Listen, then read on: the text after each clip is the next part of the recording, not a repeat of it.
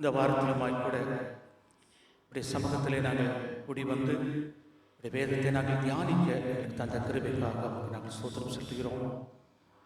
பிறப்பின் வாசலில் நிற்பதை குறித்து நாங்கள் தியானித்து வருகிறோம்.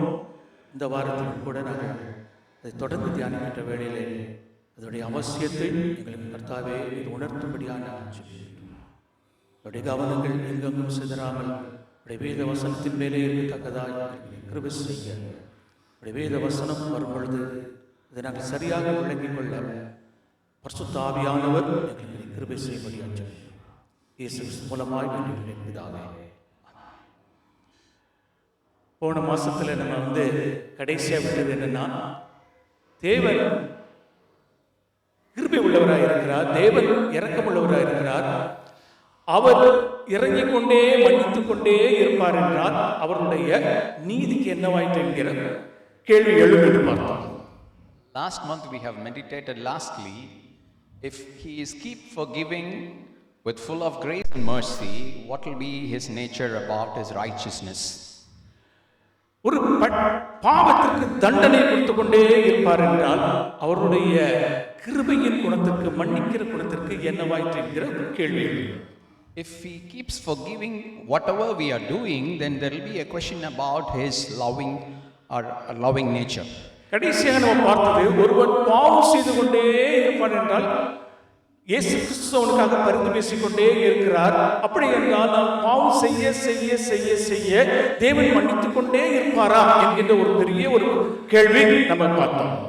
We have seen a big question when we are keep sinning, and if Jesus Christ is keep forgiving every time, there is a question that whether he will continually forgive us forever. நம்முடைய தேவன் இரட்டை குணங்களால் நிரம்பிய தேவன். அவர் நீதி செய்கிற தேவன், அதே நேரத்தில் இரக்கம் செய்கிற தேவன் என்பது பார்த்து கொண்டே வருகிறோம். We are continually seeing that our God is of dual nature with compassion and righteousness. திறப்பின் வாசலில் நின்று ஜெபிக்கிறதனுடைய மகிமையை குறித்து நம்ம பார்த்து வருகிறோம். We are continually seeing the glory about standing at the gap and praying. திறப்பின் வாசலில் நின்று ஜெபிக்கிற ஒரு மனிதன் தேவனோடு கூட மலையின் மேலே ஏறி தேவனோடு கூட வாசம் செய்வான் என்கிற தலைப்பின் கீழே தான் நம்ம பார்த்து வருகிறோம். We are continually meditating on the topic, the prayer warriors who stand at the gap for the other people always enter into the sublime experience of dwelling with God. ஏன் பாஸ்டர் இதெல்லாம் சொல்றீங்க? நாங்கள் ஜெபித்துக் கொண்டே இருக்கிறோமே, ஜெபத்தினுடைய அவசியத்தை குறித்து இங்கு சொல்லுவதனுடைய காரணம் என்ன அப்படின்னு சொல்லி கேட்கலாம். You may be asking, what is the reason that you are insisting about the prayer here when we are keep continually praying? ஒரு நாளில் நீங்க எவ்வளவு நேரம் ஜெபிக்கிறீங்க என்பதை நீங்க ஆராய்ந்து பார்க்க வேண்டும். You have to examine how much time you are praying. ஒரு வாரத்தில் நீங்கள் எவ்வளவு நேரம் ஜெபிக்க வேண்டும் என்று நீங்கள் ஆராய்ந்து பார்க்க வேண்டும். You have to examine how much time you are praying in a week.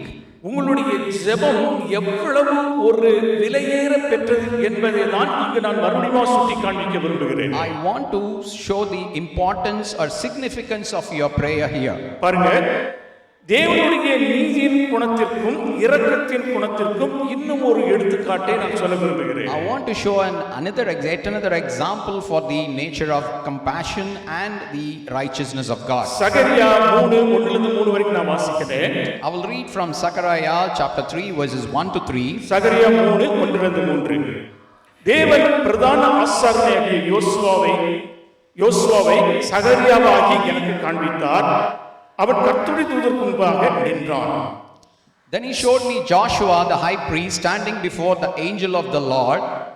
சாத்தான் அவனுக்கு விரோதம் செய்ய, அதாவது அவனுடைய பாவத்தின் நிமித்தம் குற்றம் சாட்டும்படி யோசுவாவின் வலது பக்கத்திலே நின்றான்.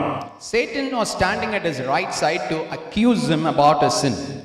யோசுவாவினில் அழுக்கு வஸ்திரம் தரித்தவனாய் அதாவது அவனுடைய அக்கிரமம் செய்ததனால் அவனுடைய அக்கிரமம் மிகுந்தவனாய் தேவனுக்கு முன்பாக நின்றான் என்று நம்ம வாசிக்கிறோம். We are reading that Joshua was dressed in filthy clothes as he stood before God. ஒரு நாடக காட்சி போல இங்க வருகிறது. It is looking like a dramatic scene. இந்த நாடக காட்சியிலே பிதாவாகிய தேவன் சிங்காசனத்தின் மேல் சிம்மாசனத்தின் மேல் வீற்றிருக்கிறார். The Father God is sitting at the throne of God. ஆனால் பாருங்க, இங்க நம்ம வந்து ஒரு நபரை வாசிக்கிறோம். கர்த்தருடைய தூதன் யார் முன்பாக நின்றான் என்றால் அந்த பக்கத்துல தேவனாகிய பிதாவாகிய பக்கத்துல நிற்கிறார். The angel of this Lord appears there in front of God. சாத்தான் இங்க நிற்கிறான். Satan is standing on the other side. ஆனால் யோசுவா மனுஷனாகி அவன் அழுக்கு வஸ்திரம் தரித்தவனாய் அவர் முன்பாக நிற்கிறார். But the man Joshua was dressed in filthy clothes and stood before God. இந்த இடத்துல தேவ தூதன் அப்படின்னு சொல்லி சொல்லப்படுகிறது. நம்ம வந்து வேத வல்லுநர் என்ன சொல்கிறார்கள் என்றால், இயேசு கிறிஸ்து இந்த உலகத்திற்குள்ளாக மனுஷ உருவம் எடுத்து வருவதற்கு முன்பதாக அவருடைய தோற்றம் தான் தேவனுடைய தூதன் என்று சொல்லப்படுகிறது. What the Bible scholars talking about is about the angel that is mentioned here is the pre-incarnate appearance of Jesus Christ before he descended as a man into this world. அதை குறித்து நான் அதிகமாக விளக்க நேரம் இல்லை. அப்பொழுது பாருங்க, பிதாவாகிய தேவன் சிங்காசனத்தில் வீற்றிருக்கிறார். கர்த்தராகிய இயேசு கிறிஸ்து பக்கத்தில் நிற்கிறார். சாத்தான் யோசுவாவின் மேல் குற்றம் சுமத்தும்படியாக வந்து என்ன செய்கிறார்? நிற்கிறார். God the Father sits on the heavenly throne. The Lord Jesus Christ is standing on one side, and the Satan comes there and stood there in order to accuse about Joshua on the other side. தேவன் அவனை பார்த்து சொல்கிறார், இவனிலே உள்ள அந்த அழுக்கு வஸ்திரத்தை எடுத்து போட்டு நல்ல வஸ்திரத்தை தரியுங்கள் என்று அங்க உள்ள அவர்களுக்கு தேவன் கட்டளையிடுகிறார். The God the Father commands the people over there to remove that filthy clothes and dress with the good clothes. அப்பொழுது அவனை பார்த்து தேவன் சொல்கிறார், நான் உன்னில் உள்ள அக்கிரமங்களை எல்லாம் நான் நீங்க செய்தேன் என்று சொல்கிறார். Then the God is telling that I have removed all the filthiness from you. அப்படி என்றால் சாத்தான் ஒரு மனிதனை குறித்து குற்றம் சுமத்தத்தக்கதாக தேவனுடைய நீதியின் குணத்தை பிடித்துக் கொண்டு, தேவனே நீ நீதி செய்கிற தேவன் அல்லவா, இந்த மனிதன் பாவம் செய்கிறானே, நீதி செய்யக்கூடாதா என்று பிசாசு என்ன செய்கின்றான்? குற்றம் சுமத்துகிறான். So the Satan is standing there taking the nature of God, the righteous nature of the God, and he is accusing the man about his sin. பாருங்க, வெளிப்படுத்தின விசேஷம் 12வது அதிகாரம் 9-10 நான் வாசிக்கிறேன். I'll read Revelation chapter 12 verses 9 and 10. உலகம் அனைத்தையும் பரங்கி மோசம் போக்குகிறவர் என அவனுக்கு ஏற்கனவே தோற்கடிக்கப்பட்டான். மோசம் போக்குகிறவன் என்று வருகிறது பாருங்க. உலகம் அனைத்தையும் மோசம் போக்குகிற பிசாசு என்றும் சாத்தான் என்றும் சொல்லப்பட்ட பழைய பாம்பாகிய பெரிய வலி சர்ப்பம் தள்ளப்பட்டது. அது பூமியிலே விழ தள்ளப்பட்டது. அதோடு கூட அதை சேர்ந்த தூதர்களும், அதாவது மற்ற பிசாசுகள் தள்ளப்பட்டார்கள். அப்பொழுது வானத்தில் ஒரு பெரிய சத்தம் உண்டாகி, இப்பொழுது ரட்சிப்பும் வல்லமையும் நம் தேவனுடைய ராஜ்யமும் அவருடைய கிறிஸ்துவின் அதிகாரமும் உண்டாகி இருக்கிறது. இரவும் பகலும் நம்முடைய தேவனுக்கு முன்பதாக நம்முடைய சகோதரன் மேல் குற்றம் சுமத்தும் பொருட்டு அவர் மேல் குற்றம் சாட்டுகிறவன் தள்ளப்பட்டு போனான். It says, it goes like this: the great dragon was hurled down, that ancient serpent called the devil or Satan, who leads the whole world astray. He was hurled to the earth and his angels with him. Then I heard a loud voice in heaven say, now have come the salvation and the power and the kingdom of our God and the authority of his Messiah. For the accuser of our brothers and sisters, who accuses them before our God day and night, has been hurled down. அவருடைய பெயர் என்ன தெரியுமா? நமது மேலே தேவனுடைய நீதியின் குணத்தை பிடித்துக் கொண்டு நமது மேலே குற்றம் சாட்டுகிறவன் தான் பிசாசு. So his name is accuser of the humans. சகோதரர்கள், நம்முடைய சகோதரன் மேல் ஒவ்வொருத்தர்கள் மேலும் அவன் குற்றம் சாட்டுகிறபடியாய் குற்றம் சுமத்துகிறவன். For he is the accuser of our brothers and sisters, who accuses them before God. இந்த இடத்துல வந்து யோசுவாவாகிய அந்த ஆசாரியன் மேல் அவன் வந்து என்ன செய்யற குற்றம் சுமத்தும் பொழுது யார் அவனுக்காக பரிந்து பேசுகிறார் என்றால், பக்கத்திலே இருக்கிற அந்த இயேசு கிறிஸ்து அவனுக்காக என்ன செய்கிறார்? பரிந்து பேசுகிறார். So when the Satan is accusing the Joshua the high priest before God, who is pleading for that man is our Lord Jesus Christ. பாருங்க, நான் முன்னாடி ஏற்கனவே சொன்னேன், நம்முடைய தேவன் நீதியின் குணமும் இரக்கத்தின் குணமும் ஒருங்கே பெற்ற தேவன். So our God is a God with the dual nature of righteousness and compassion. அப்படி என்றால் தேவனே நீங்க நீதி செய்கிற தேவன் அல்லவா, நீதி செய்யும் என்று சொல்லும் பொழுது அவர் இரக்கத்தை செய்ய வேண்டும் என்று யாராவது அவரிடத்தில் ஜெபிக்க வேண்டும் என்று அவர் எதிர்பார்த்து கொண்டிருக்கிறார். When the Satan is telling that since you are a righteous God and you have to exercise your righteousness, then God is expecting somebody to plead before him for the man. அதான் வந்து எசேக்கியேல் வாசம், நான் வந்து நீதி செய்கிற தேவன், மக்களுடைய பாவத்தின் நிமித்தம் கோபாக்கினையை நான் ஊற்றுவதற்கு முன்பாக யாராவது திறப்பின் வாசலிலே நிற்கிறார்களா என்று நான் தேடினேன், ஒருவரையும் காணாதிருந்த பொழுது நான் என்னுடைய கோபாக்கினை ஊற்றினேன் என்று தேவன் சொல்கிறார். We are reading in Ezekiel that when I am looking for a person to plead before me for the sin of the man, before I pour the wrath on the man, if I don't find anyone, I will pour my wrath upon them. பாருங்க, இந்த இடத்துல வந்து யோசுவாவை ஆண்டவர் தண்டிக்கிறதுக்கு முன்பதாக இயேசு கிறிஸ்து யோசுவாவுக்காக ஜெபித்த பொழுது ஆண்டவர் என்ன செய்கிறார், அவருடைய பாவத்தை தேவன் மன்னிக்கிறார். So before giving the punishment to the Joshua the high priest, when Jesus Christ pleaded or interceded for Joshua, he forgives the sin of Joshua. நீங்கள் உங்களையும் அறியாமல் ஆவிக்குரிய மண்டலத்திலே உங்களை குறித்து பிசாசானவன் எப்பொழுதும் தேவனிடத்திலே குற்றம் சாட்டிக் கொண்டிருக்கிறார், உங்களுக்கு தெரியுமா? So do you know that the Satan is accusing day and night about you before God? அப்படி என்றால் உங்களுக்காக யார் பரிந்து பேசிக் கொண்டே இருக்கிறார்? உங்களுக்காக இயேசு கிறிஸ்து அனுதினமும் பரிந்து பேசிக் கொண்டே இருக்கிறார். If so, who is pleading for you day and night? That is Jesus Christ is interceding before God for you day and night.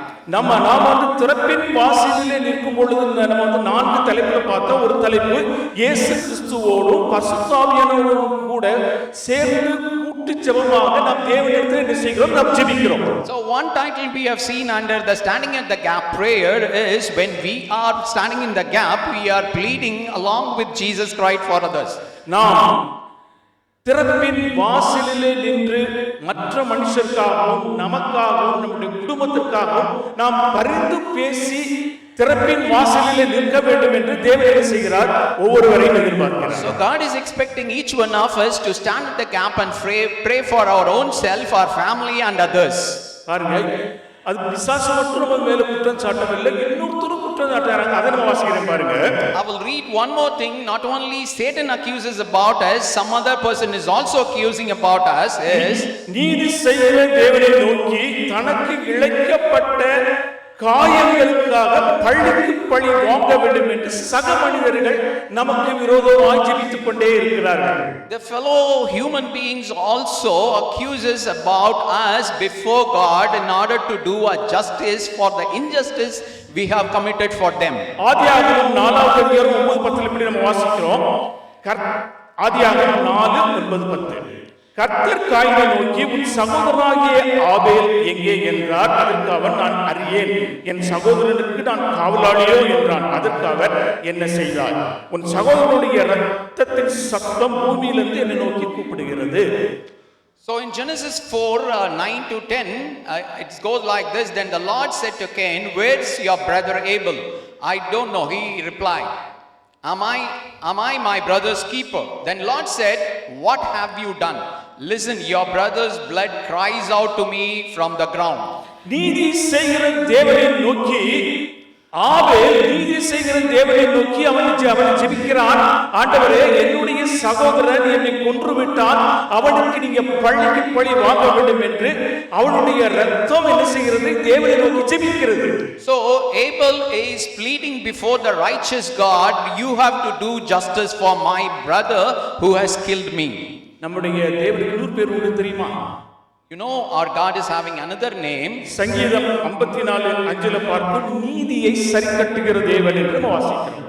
In Psalms 54:5 we reads like this, he is the rewarder of evil unto mine enemies. அவர் இரக்கம் செய்கிற தேவன் தான், அதே நேரத்தில் அவர் நீதியை சரிக்கட்டுகிற தேவன். He is a compassionate God, at the same time he rewards evil to our enemies. நம்முடைய தேவன் இரக்கத்தின் தேவன் தான், ஆனால் நியாயத்தின் போது அவர் நீதி செய்கிற தேவன்.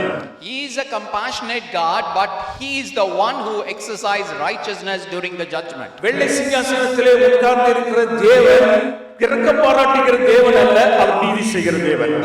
God one who sits in the white throne is not the one who is having compassion, but he is the one to exercise the righteousness. அப்படி என்றால் நம்ம மற்றவர்களுக்கு செய்கின்ற சில கஷ்டங்களின் நிமித்தம் மற்றவர்கள் நமக்கு விரோதமாய் ஜெபிக்கின்ற வேளையிலே அந்த ஜெபத்தை தேவன் கேட்பாரா? When we are doing some wrongdoings to our fellow beings, when they are pleading before God about our wrongdoings, whether God will hear that prayer.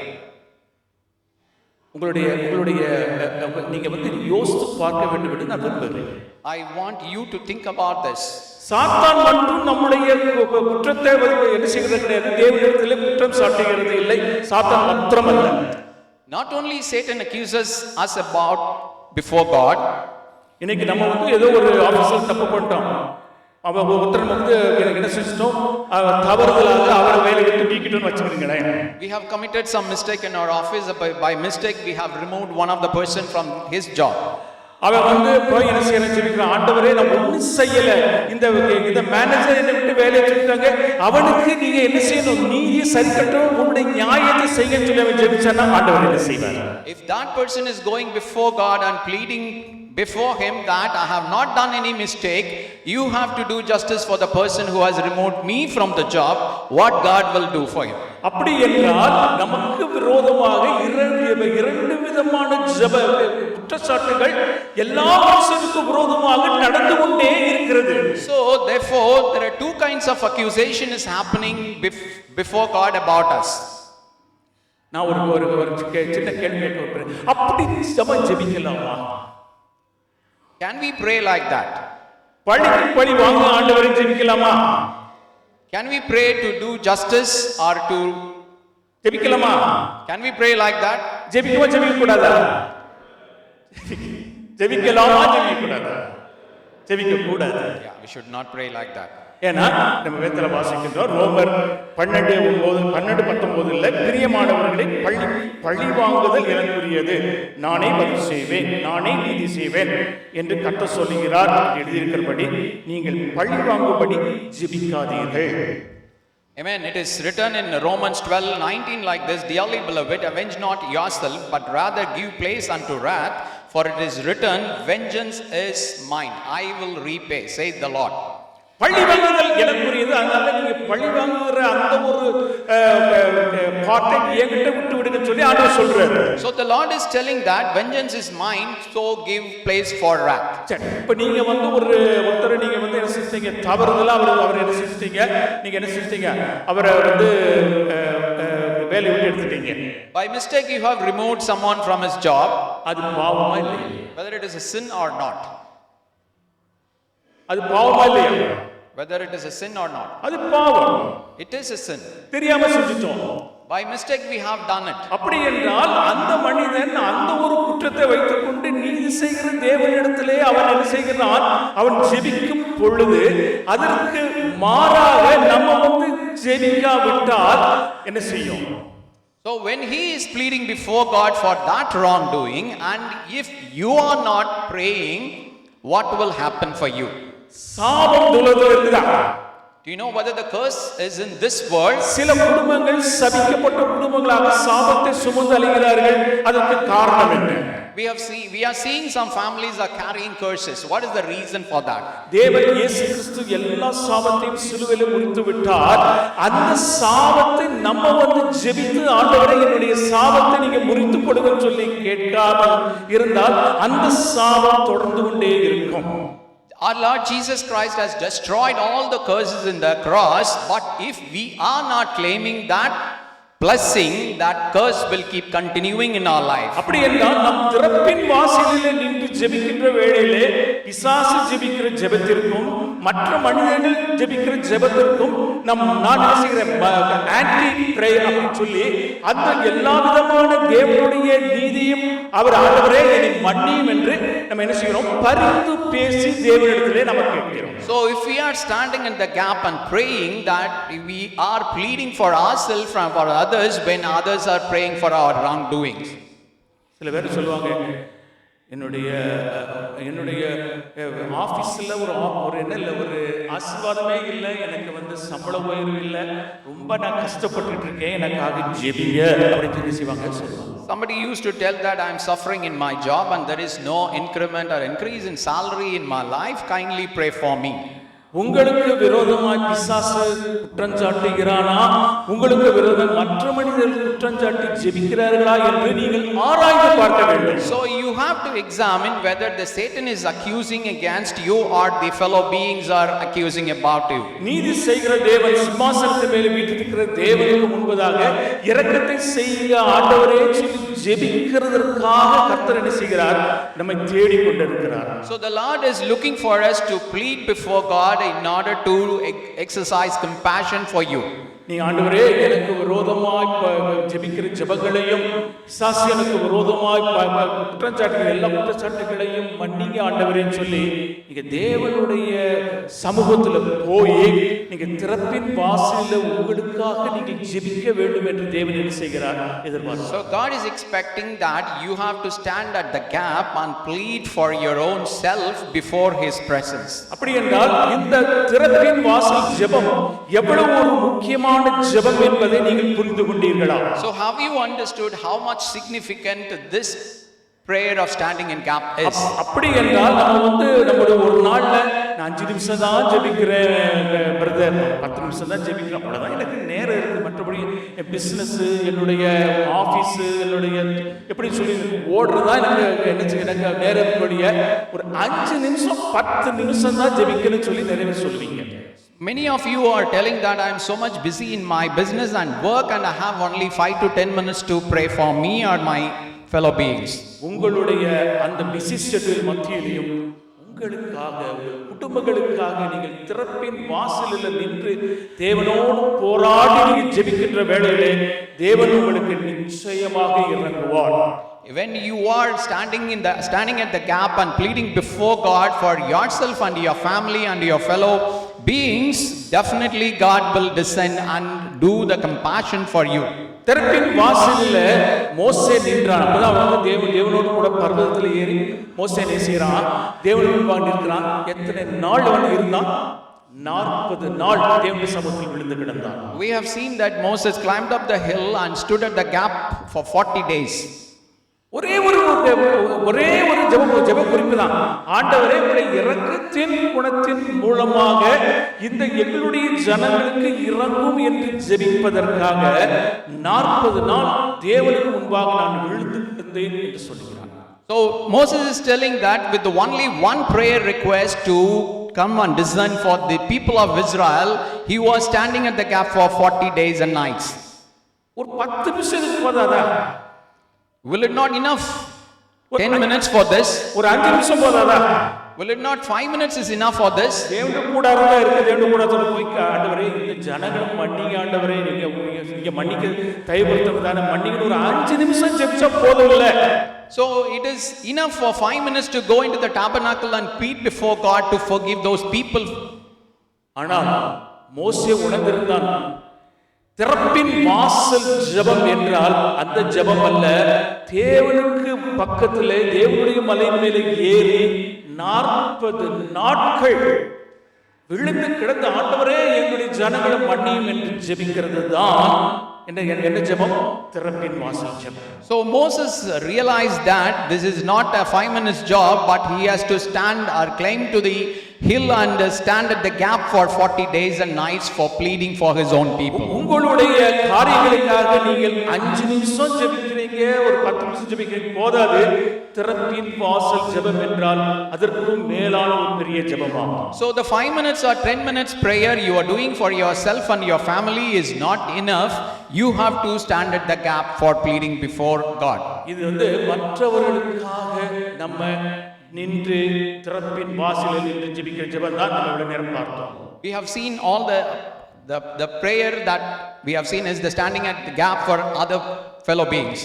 4 அதாவது இந்த திறப்பின் வாசல் ஜெபத்திற்கு முதலாவது திறப்பின் வாசல் ஜெபம், இரண்டாவது போராட்ட ஜெபம் என்று நம்ம போன தடவை தலைப்பு பார்த்தோம். இரண்டாவது தலைப்பு போராட்ட ஜெபம்.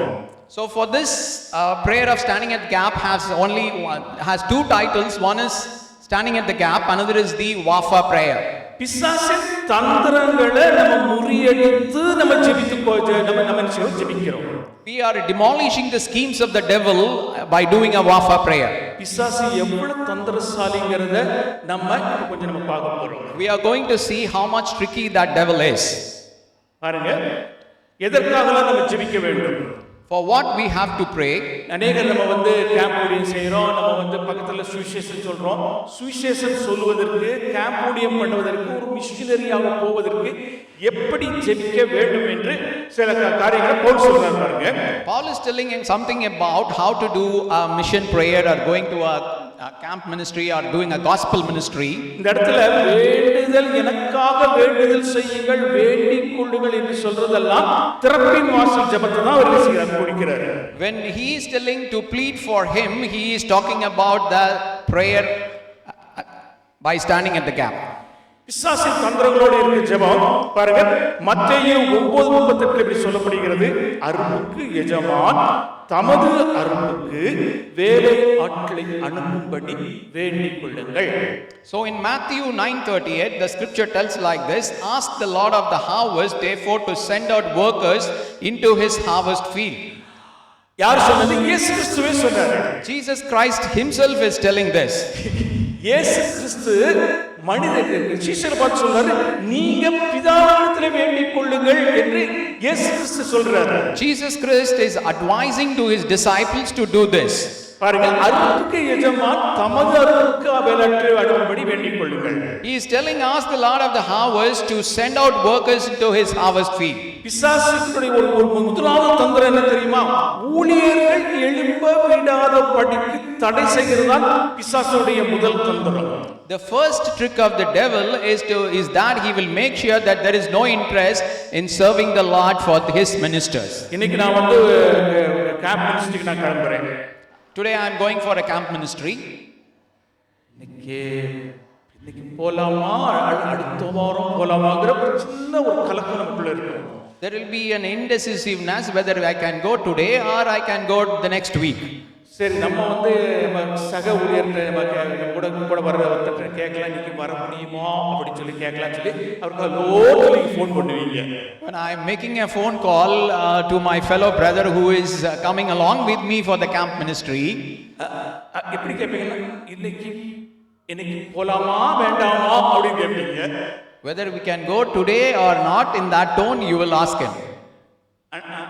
அண்ணே இன்னைக்கு ஒரு பரவாயில்ல அடுத்த வாரம் போயிடலாமா அப்படின்னு சொல்லி உடனே கட் பண்ணிடுவீங்க. When he slowly starts, brother today, if he starts like that, immediately you will respond, okay it is okay, let's go to next week. அடுத்த வாரம் போயிடலாம் சொல்லுவோம்.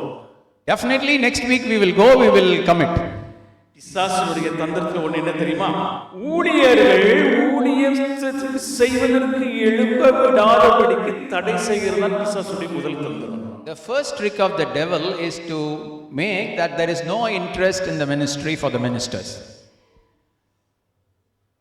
இரண்டாவது தந்திரம் பாருங்க. The second trick is this. கொலோசியர் 4:4. Colossians 4:4.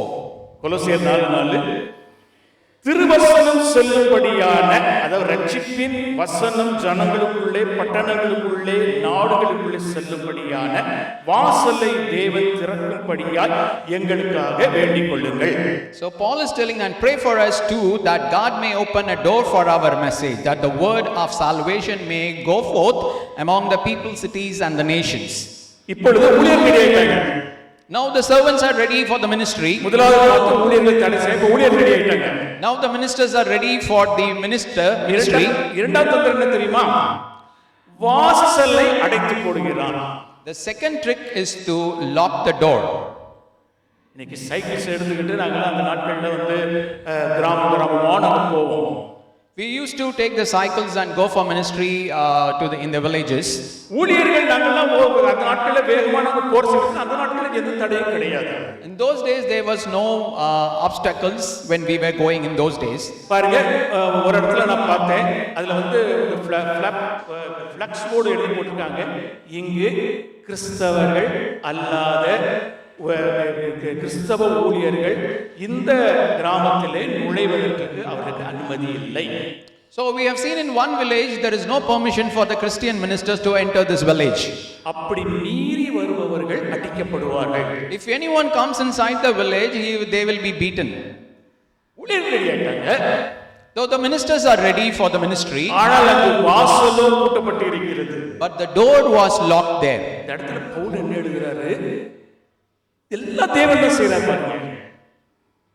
So what Paul writes here is, எல்லா தேவன் தான் செய்றாரு. all these things are done by God. அவர்தான் ultimate authority. He is the ultimate authority. ஊழியரை அனுப்பவும் அவரால் முடியும். He can send the ministers to the ministry. திறப்பின் வாசல் பூட்டியிருக்கு, திறக்கவும் அவரால் முடியும். He can open the door that is shut also. அதான் பவுல் என்ன எழுதுறாரு? தேவன் அந்த வாசலை திறக்கும்படியாக எங்களுக்காக வேண்டிக் கொள்ளுங்கள். But what Paul is writing here is, and pray for us too, that God may open a door for our messages. பிசாசு தன்னுடைய தந்திரத்தினாலே வாசலை பூட்டிட்டான். ஆனா நம்ம வந்து ஜெபத்தினால அந்த வாசலை செஞ்சலாம் திறந்துடலாம். So the devil has locked the door by his trick, but by our prayers we can open that doors. அது வேண்டிக் கொள்ளுங்கள் சொல்லி என்ன சொன்னா, திறப்பின் வாசலில் நின்று ஆண்டவரே இந்த இடத்துல எங்களுக்கு எந்த விதமான இது இருக்கக்கூடாது, வாசலை திறவுன்னு சொல்லி நம்ம ஜெபிக்கின்ற வேளையில் ஆண்டவர் வாசலை திறக்கிறார். When we are standing at the gap and praying that to open the doors for us, God will definitely open that. முதலாவது ஊழியர் எழுதியாச்சு, வாசல் திறந்தாச்சு. Now the ministers are ready, now the doors are also open. மூணாவது சசுர தந்திரத்தை பாருங்க. Third, see the trick of the devil. எபேசியர் 6:19-20. Ephesians 6 verses 19 and 20. சுவிசேஷத்தை அறிவிக்க சுவிசேஷத்திற்காக சங்கிலியால் கட்டப்பட்டிருக்கிற ஸ்தானாதிபதியாகிய பவுலாகிய நான் அதை பற்றி பேச வேண்டிய பிரகாரமாய் தைரியமாய் பேசத்தக்கதாக என் வாயை திறந்து தைரியமாய் சுவிசேஷத்தை ரகசியத்தை அறிவிக்கத்தக்கதாக வாக்கு என் வாயிலே கொடுக்கப்படும்படியாக வேண்டிக் கொள்ளுங்கள். He is telling that pray also for me that whenever I speak words may be given me so that I will fearfully make known the mystery of the gospel for of which I am an ambassador in chains. Pray that I may declare it fearlessly as I should. Pavul சொல்றாரு, பவுல் தான் சொல்றாரு. Paul himself is telling this. நான் சுவிசேஷத்தை அறிவிக்கத்தக்க வாக்கு என் வாயிலே கொடுக்கப்படும்படியாக தயவுசெய்து வேண்டிக்கங்கப்பா. So he is asking that pray for me that the word may be given to me. யார்கிட்ட ஜெபிக்கணும்? அது பிதாவிடம் ஜெபிக்கணும்.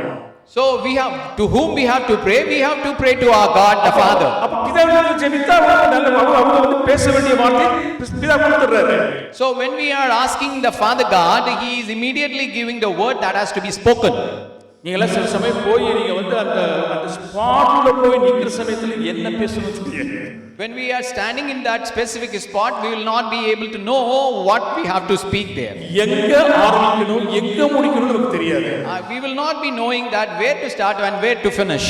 அவனுக்கு நம்ம வந்து சொல்ற சமயத்துல அவனே குழம்பி போயிடுவான். When we are telling the gospel, those persons will get confused about it. அவனை குழப்பி எல்லாரும் குழப்பி என்ன செய்வோம், மற்றபடி எல்லாத்தையும் குழப்பிட்டு வந்துருவோம். We will confuse them and we will get confused and we will be in a great confusion. அதனால தான் பவுல் என்ன சொல்றாருன்னா, அந்த வார்த்தை என்னுடைய வாயில பிசாசு கொடுக்க வராதபடிக்கு தடை செய்கிறான், அந்த வார்த்தையை கொடுக்கத்தக்கதாக எனக்காக வேண்டிக் கொள்ளுங்கள். That is why Paul is asking, pray that I may declare it as I should. பாருங்க, அடுத்த ஒரு தந்திரம் பாருங்க. எபேசியர் 1:19. There is another trick. Let's see in Ephesians 1:19. சுவிசேஷத்தை கேட்கிறவர்களுக்கு இயேசு அவர்கள் அதை சரியாக விளங்கிக் கொண்டு அது கீழ்ப்படியத்தக்கதாக அவருக்கு பிரகாசம் உள்ள மனக்கண்களை தந்தருள வேண்டும் என்று வேண்டிக் கொள்ளுங்கள். He is telling that we should pray to Jesus to give those who hear the gospel, the eyes of their hearts may be enlightened so that they can understand it correctly and obey it. பாருங்க, நான் ஊழியர்கள் ready. The ministers are ready now. வாசல் திறந்தாச்சு. The door is also open now. நானும் அழகா சுவிசேஷத்தை நான் பிரசங்கிக்கிறேன். I'm beautifully preaching the gospel. ஆனா அவர்கள் என்ன செய்றாங்க, அதை விளங்கிக் கொள்ளவில்லை. But what is happening is they are not able to understand it. ஒரே ஒரு சின்ன ஒரு எங்களுடைய வாழ்க்கையில் நடந்த ஒரு காரியத்தை சொல்றேன். I'm telling a small example that has happened in my life. நாங்க வந்து ஒரு மலையில ட்ரைபல் வில்லேஜ்க்கு நாங்க வந்து ஒரு குழுவா போயிருக்கோம். As a group we have gone to a tribal village to preach the gospel. அதை நான் தான் லீட் பண்ணிட்டு போனேன். I was the one who was leading it. அந்த நிறைய லேடிஸ்லாம் வந்திருந்தாங்க, கிட்டத்தட்ட ஒரு 15-20 லேடிஸ் வந்திருந்தாங்க. ஒருத்தர் கேட்டாரு, நான் வந்து சுவிசேஷம் சொல்லட்டுமான்னு கேட்டாரு. So there was around 15 to 20 women were there. One of the brother asked me whether I can share the gospel now. அவர் வந்து சரி நீ பேசுன்னு சொல்லிட்டேன். I told him that he can start the gospel. நல்லா கால் தூக்கி விட்டாரு. He raised his collar and started preaching. இயேசு கிறிஸ்து எதற்காக பிறந்தாரு, எதற்காக இந்த உலகத்துல வந்தாரு, எப்படி பாவத்தை மன்னிக்கிறாரு, எப்படி வந்து சோகொடுத்தாரு, எப்படி பாடுபட்டாரு, எப்படி சிலுவையிலே மரித்தாரு, அடக்கம் பண்ணப்பட்டாரு, உயிர்த்தெழுந்தான்னு சொல்லி 35 நிமிஷம் அழகா பேசுறாரு. He was speaking the gospel beautifully for 30 minutes, explaining why Jesus has come into this world, how he has forgiven the sin, how he has healed the sickness, and how he died and how he resurrected, how he has done everything, all these things. He has explained it beautifully for 30 minutes. அழகா சுவிசேஷத்தை பிரசங்கிச்சாச்சு. The gospel was preached beautifully. நான் சொன்னேன், எல்லாரும் போய் அப்படியே யார் யார் கிடைக்கிறாங்களோ அவங்களோட போய் பேசுன்னு சொல்லி எல்லாரையும் அனுப்பியாச்சு. So I ordered them, you go to each one of their individuals and ask how they have understood, what they have understood. அந்த பிரசங்கிச்ச அந்த பிரதர் தலையை தொங்க போட்டு என்கிட்ட வந்தாரு. Say the brother who preached the gospel put his head down and came to me. என்ன brother கேட்டேன்.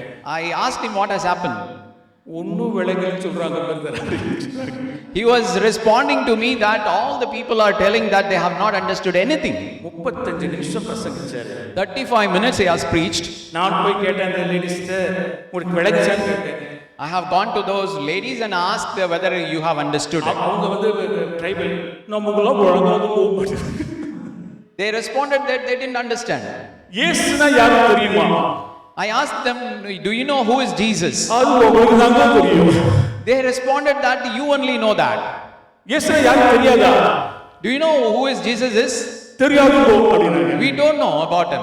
35 நிமிஷமா அங்க நின்னு காஸ்பலை கேட்டுட்டு அவங்க சொன்னாங்க இயேசு கிறிஸ்து தெரியாது அப்படினாங்க. After hearing the gospel for 35 minutes, they responded that we don't know about Jesus. தேவன் மனக்கண்களை ஒருவனுக்கு திறக்காவிட்டால் நீங்க என்னதான் பிரசங்கிச்சாலும் மண்டைக்குள்ள என்ன செய்யாது, போகாது.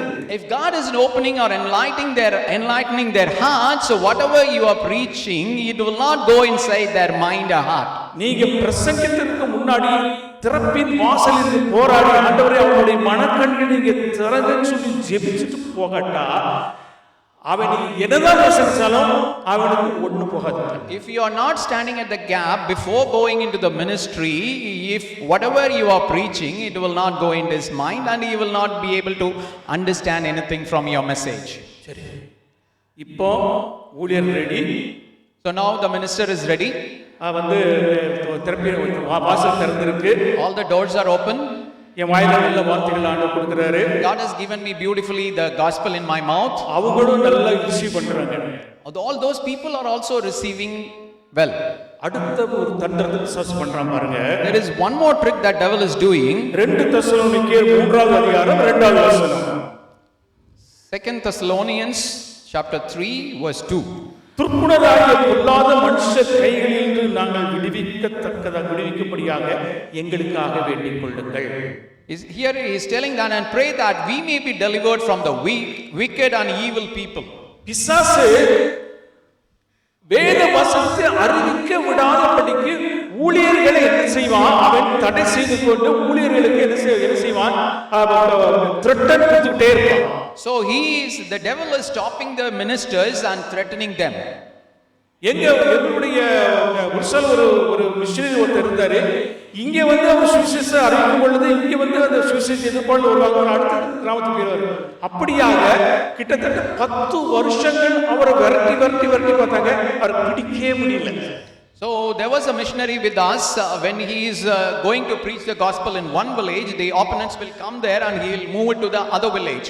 Likewise, he was moving for 10 villages like that. They were not able to catch him. 10 years he was doing the ministry like that. They were not able to catch him for the 10 years. ஏனா துர்க்குணராகிய மனுஷனுடைய கையிலிருந்து விடுவிக்கப்பட வேண்டும் என்று யாரோ ஒருவர் அவர்களுக்கு ஜெபித்துக் கொண்டே இருந்தார்கள். Because there was someone was praying for them, for him to be delivered from the hands of the wicked people. ஒரு இக்கட்டான ஒரு சூழ்நிலை வந்துச்சு. அங்க உள்ள சுவிசேஷ எதிர்ப்பாளர் 10 வாலிபர்கள் கையில செயின், கையில வந்து கடப்பாரை எல்லாத்தையும் எடுத்துக்கிட்டு இவங்களை விரட்டிட்டு போறாங்க. There was a difficult situation. There was some 10 youths were there taking the chains and spears in the hand, and they are following this minister. ஒரு இடத்துல வந்து 5 மணிக்கு வந்து என்ன செய்றாங்க, இவர் வந்து ஹெல்மெட்டை கழட்டிட்டு ஒரு இடத்துல டீ குடிச்சிட்டு இருக்காரு. So he was there in that place at around 5 o'clock, and he has removed his helmet and he was taking a tea. அவர் பேர் Ponnusamy. His name was Ponnusamy. அவங்க வைஃப் பேர் Sarasa Ponnusamy. His wife's name is Sarasa Ponnusamy. அவங்க வந்து நின்னு tea குடிச்சிட்டு இருக்காங்க. They both were taking tea in a shop. நல்ல பெரிய road. This is a big street. இவங்க இந்த பக்கம் போயிட்டு இருக்காங்க, அவங்க அந்த குரூப் அந்த பக்கத்துல வருது.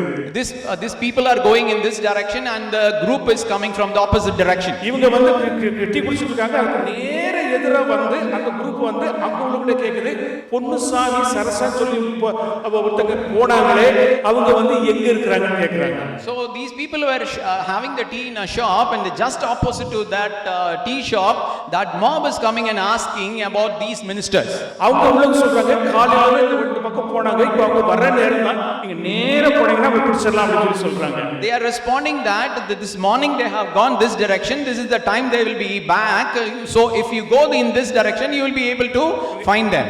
டீ குடிச்சிட்டு அவங்கள பார்த்துட்டு இருக்காங்க. But these people are having the tea and literally seeing those mob. அங்க வந்து 5-6 பேர் இவங்களை பார்க்கறாங்க.